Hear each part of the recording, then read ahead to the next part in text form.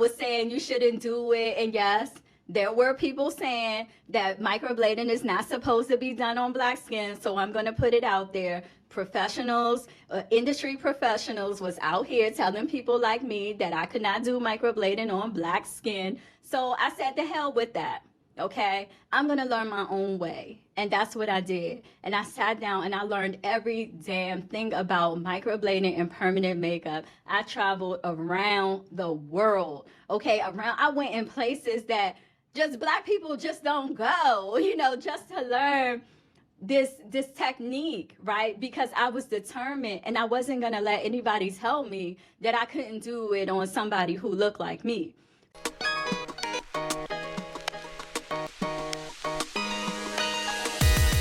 Welcome to the Brows & Co. Show, your backstage pass to the world of brows, beauty, and business.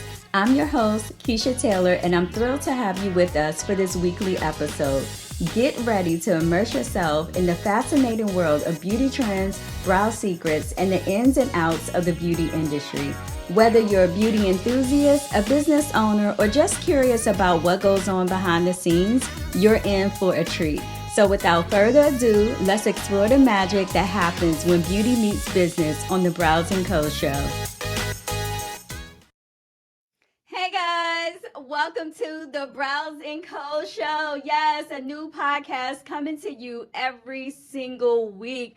I am going to give you everything you need to know about me, Kechia Taylor, behind the scenes of Brows & Company. We're going to be talking about all things beauty, business, franchising, health and wellness, and everything that falls under that. So stay tuned. We're going to get started with our first episode and go behind the scenes with me as I take you on the journey of my journey to the beauty industry.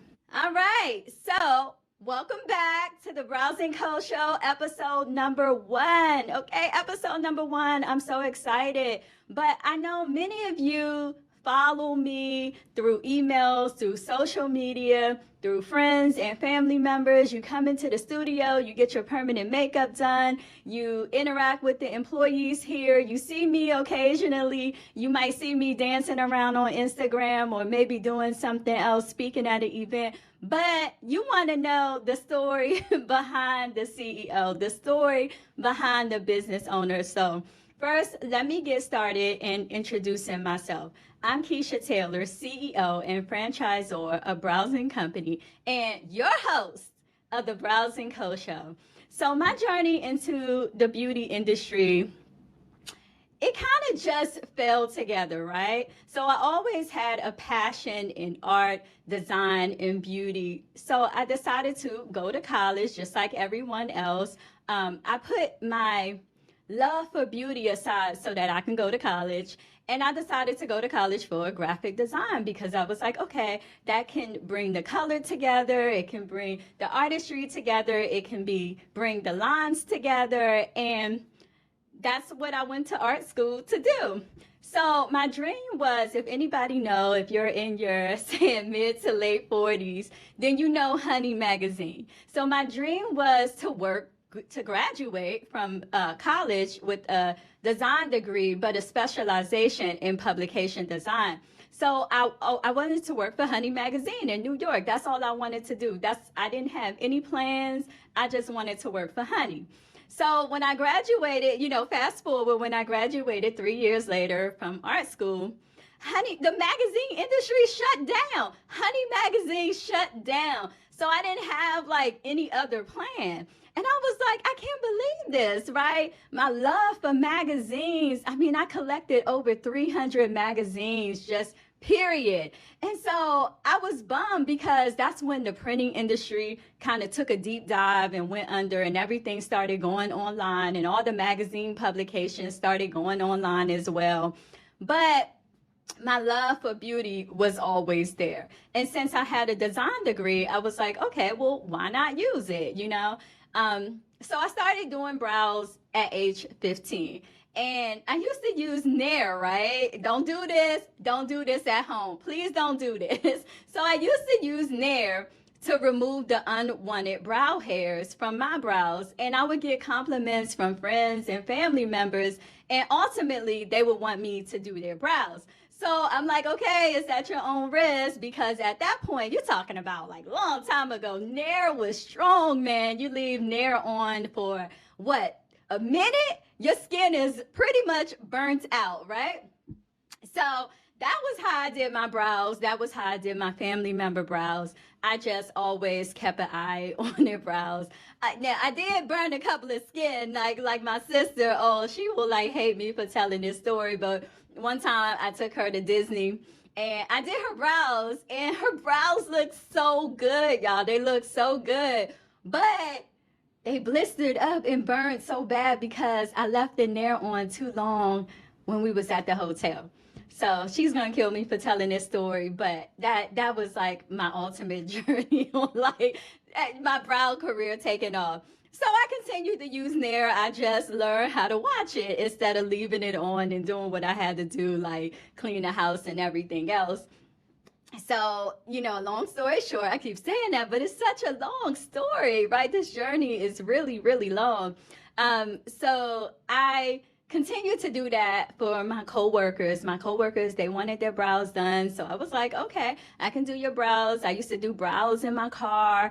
And ultimately, I'm like, okay, I'm a good brow designer, right? I could see lines in a way that people couldn't see lines because of my artistry background. So I was jogging one day and I saw this abandoned building, and it was me and my sister. We were jogging together, and we were in my neighborhood, and I saw this abandoned building, and the building wasn't cute, right? But something was speaking to me, and I was like, okay, I'm just going to get this building. I didn't know what the building was. I called the landlord. I told him I want to rent. The same evening, I put down my deposit. I signed the lease, and I had this building and didn't know what to do with it. And the building looked crazy. It looked crazy. And I was just like, I still was seeing something, right? Something was pulling me to get that building. So I was like, okay, it's going to be an internet cafe, because the internet cafe was very big back then. And I was like, nah, I don't want to do that, because I don't feel like dealing with ordering computers and Wi-Fi and all of that. And Wi-Fi wasn't even like it was today. So I was like, okay, I'm going to do beauty. I'm going to go to school for aesthetics, okay, and I'm going to get this place organized and get the construction started. So it was a spa. So I was like, okay, I love spa. I always love beauty. I always love makeup. I always love fashion. So why not? Why not have this beautiful spa in this crazy looking building in an up and coming neighborhood? So long story short, I started the construction on the spa, and the construction went so far as I had the front facing of the building redesigned and pushed out a little bit more so that I can have more space. Now, I did not know you needed a permit for that. But all in all, the landlord was happy because he got an additional square footage on the space, and it was beautiful. So while we were going through construction, I was finishing up aesthetic school, going to school for skin to get licensed as an esthetician. So I became licensed as an esthetician, and a few months later, I opened the spa, and it was very, very successful. I'm so happy that I jumped into it like that.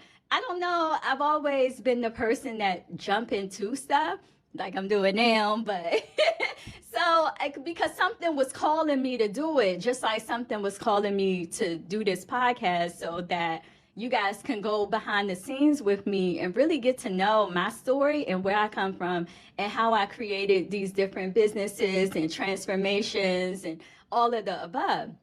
So like I said, the spa was very successful and very popular because it was small and it was in an up-and-coming community. I was across the street from a military base, and so it all worked out, right? And because I am who I am, I just couldn't settle just for that. So of course I want bigger, I want better, I want something huge, And so after running that spa for 2 years, I decided that I wanted to go big. I wanted a full service spa with the salon and nails and everything, right? And this time it was different because I still wanted bigger. Like something was unsettling. Like I've never been a person that just settled for something small or see how that work and then move on. No, I just had this inkling that I needed something huge. So I was like, okay, salon, spa, and nails, right? So I decided that I wanted to be an Aveda concept. How I was going to get the name, I did not know. But I did. Aveda approved the business to be an Aveda concept. And I opened the business and ran that for a couple of years, actually, like 4 years. So, ran that for 4 years, enjoyed it. And I was doing brows out of there. So I had like a little brow bar behind like the receptionist desk, like just for me, like behind this curved wall. So anybody who has been to one of my spas, they know like I was always into brows. So Damone Roberts was having a master class in in LA. He was having a master class in LA. Damone Roberts, Beverly Hills. Damone Roberts, Beverly Hills, the master of brows, man. Before the Kardashians, before reality TV, I was like, I'm going to Damone Roberts, right? But I wasn't in a position to go to Damone Roberts. Like, I had all these hopes and dreams, but at that time, my son was graduating from high school and it was prom and, going to college, and he just got out of pre-college from the summer and all kinds of stuff. So the finances really wasn't there for me to take the course in LA. So my mom was like, okay, I'll give you the money. I'll give you the money. So I'm like, okay, so my mom gave me the money, and I'm grown, I'm grown at this point, but I was still having like financial struggles and issues just like any other business owner. So those of you guys who think that business owners don't have struggles and issues, they do. So I paid for this class, and all I cared about was I'm going to take this brow mastery class from Damone Roberts. I'm going to have this under my belt, and that's that. And my son was so upset, right? He was like, but mom, I'm graduating. You want to run to LA and you want to do this. And I'm like, boy, I got to live my dreams too. It's not like I'm leaving, on your graduation day. I'll be back. But like I said, the finances weren't there. But I was like, I'm taking this class. I don't care. So when I went to LA, I just didn't have like any money, right? I didn't have like any money to go shopping or anything, right? So here I am, little old me. Of course I had to get my hair done, my nails done. And when I walked in to check in, like Damone Roberts was so fabulous, guys. Like just the feeling of being in a room with someone who took their business, someone who used to work at Costco, right?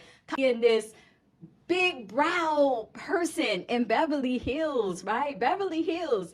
I knew that I could be something bigger, right? Just the inspiration. And so I had to get there. I had to get there so that I'm so emotional when that story comes, but I had to get there because I had to like make it happen for me and my son and just like everything for the future, guys. So if you okay, so if you have a dream, right, and you have something that you're passionate about and you want to do it, go and do it. Go and get it done, because you will never forgive yourself if you do not. So I went there. Like I said, I didn't have no money to go to the Beverly Center or nothing like that. So I stayed in the hotel for those couple of days because it was like 2 days, and I went home the next day. And a friend of a friend had like a Marriott discount, so I had like a really big discount on the hotel. So I barely had to pay anything for the hotel, and I just sat in the hotel and I just had like wine at the bar just to take it all in, right? I didn't care if I couldn't go shopping. I didn't really think of that. All I knew was I'm going to be the best damn brow artist that I'm going to be, and I'm going to be just like Damone Roberts, and that's that. And that's all I could think about at the time. So I did that class. I, had my drinks of wine at the hotel. But the only thing is, I ate at Burger King, y'all. I was just, okay, so I'm vegan now. But at that time, I ate at Burger King 2 nights in a row just to like save some money or whatever because I didn't have like a lot of money to just be doing stuff. I only had enough money to get there and get the things that I wanted to get done. And that's what I came there to do is learn how to sculpt some brows, okay? And take my ass away from this nair, right? So now, I'm a licensed esthetician, so I can go and wax and do all these exciting things. So came home, started implementing everything, brow business blew up. But I got tired, right? After like a year after that, I got tired of the salon part of it, right? I love the brow part, but I'm not a hairstylist. And so for you guys who do hair, when someone owns a salon, and they don't know how to do hair, it's kind of difficult for them. So I really didn't understand from a stylist standpoint, but only from aesthetics and nails. So after like a couple years, sold that salon, and I decided that I didn't want to do any salons again. That was just, it was too much. And that was probably me just, I want to go big. I want to do this. I want to do that. I want to do this and then this and that. So that sold that. So that was done and just took a hiatus for a little while to really figure out what I want to do. So what I decided to do is e-commerce. So I was like, okay, I'm getting back into the beauty game. I'm going to do e-commerce. So I came out with my own brow products. And if you guys been following me for a while, if you decide to go through all the thousands of posts on Instagram, you'll see like the original Brows and Company brow products. And I was doing very, very well, man. I was on Pinterest. I was killing it, right? I had my website and selling product, but then that wasn't enough. I was like, okay, this is not big enough for me. It's just not big enough. But I knew that I didn't want to deal with a big staff anymore. Salon Suite was opening up in the area, and I met with the owner, and I decided to go in and just do a solo Salon Suite, one chair, didn't have to be bothered with nobody, could sell my products, do my brows. And that was very, very, very successful. And I'm just amazed at what life can bring, right? That was very successful. And then microblading came down my timeline. And all of you guys who've been in connection with me like a student, you probably know this story. And I didn't want to do microblading. I'm like, no, that's not healthy for the skin. I don't want to do that. That's taking, it's messing up people's skin, the integrity of the skin, because being an esthetician and coming from that spa background, you just don't cut into people's skin like that, right? But then I saw what it can do for those who had alopecia and cancer. And I quickly changed my mind, quickly. And so I didn't know you had to go to school for it. So don't ding me. I didn't know because I was one of them mind like, okay, I'm going to do it. So I called my sister and, come down to the suite and get your brows microbladed. She's like, what's that? And I'm like, girl, none of your business. I'm just going to hook your brows up. So she comes down there. She gets her brows microbladed and they look good, or at least I thought they looked good. But they didn't. Like in the end, like I had a lot to learn. But I didn't know all of this, right? I didn't know about doing it on black skin and how people were saying you shouldn't do it. And yes, there were people saying that microblading is not supposed to be done on black skin. So I'm going to put it out there. Professionals, industry professionals was out here telling people like me that I could not do microblading on black skin. So I said, the hell with that.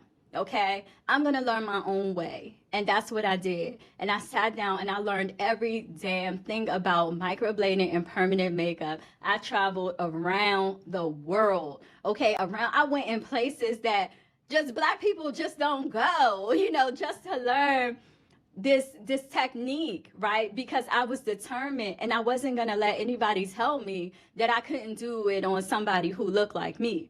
So that is my journey into the beauty industry, brow industry, permanent makeup industry. And here I am today, CEO and franchisor of Brows and Company. And I came from doing brows out of my car. So I just wanted to give you a little backstory about me and a little inspiration and hope. If you want to do something, get out of your own way and go do it.